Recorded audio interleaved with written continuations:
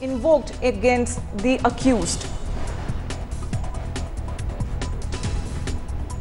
Well, the Delhi Police Crime Branch will be filing a charge sheet against the accused in the corporate espionage case. 60-page charge sheet will be filed in this case, where 13 accused will be charge sheeted in the corporate espionage case. The Official Secrets Act will be invoked against the accused.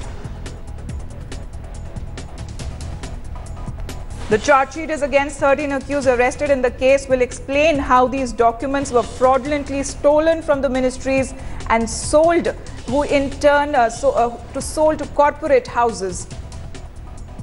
A charge sheet will be filed by the Delhi Police. This will be a 60-page charge sheet. 13 accused to be included in the charge sheet in the corporate espionage case. Joining me for more details is Deputy Editor Atir Khan. Atir, tell us more about the charge sheet and over who are these 13 accused who will be charge sheeted in this corporate espionage case?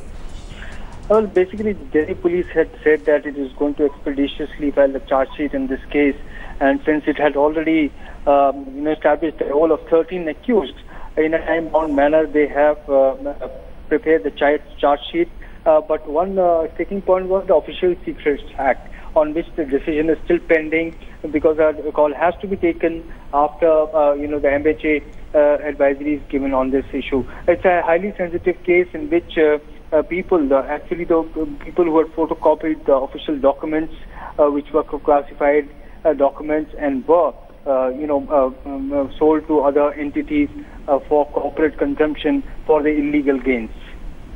Right, Atir, keep tracking that story for us. We'll keep coming back to you for more.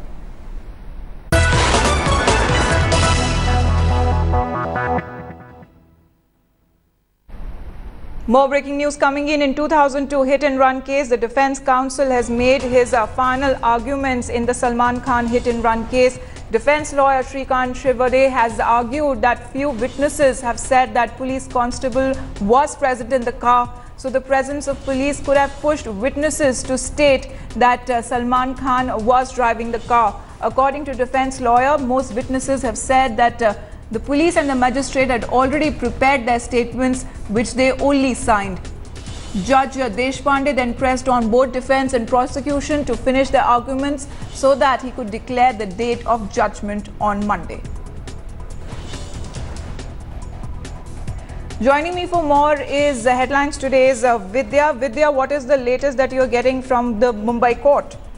In the court, the defense tried to prove through a video which they had obtained from Chinese. It was a China-made video in which there was a tire burst off the left tire, and immediately the vehicle swerves towards the left, crashing onto the sidelines. Through that video, the defense tried to prove that this is exactly what had happened in Salman's case as well, because he was driving and the tire had burst, that the car had swerved towards the American bakery. However, the prosecution opposed this entire showing of the video, and they will be making their arguments on Monday with regards to the video. The defense entirely has not yet finished their entire arguments, and they said that they will be trying to complete it on Monday.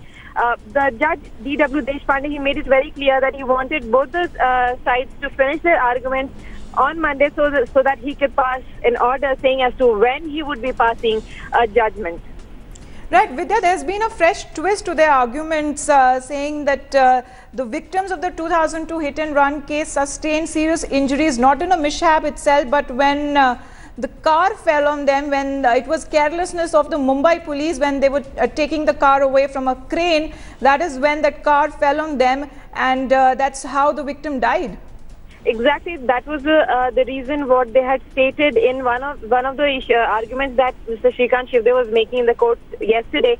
He said that since the fact that there was no blood on the tire, there was a splashing of the blood that had happened. It certainly showed that and the fact that Norullah, the person who is said to have died in this accident, he was asking for help even after the crash had happened. There were about 15 minutes when there were people around him, they could hear that Nurullah was still asking for help, asking for someone to take him out of the car, from below the car. So that meant that he was alive. And it was only after the accident when the crane had tried to lift the car, but accidentally it had fallen off, slipped, and again fallen on back to the road. It was at that point that the accident really, in which Nurullah had died. That was one point that Shrikant Shivde really made yesterday. Right, Vidya, keep tracking that story for us. We'll keep coming back to you for more.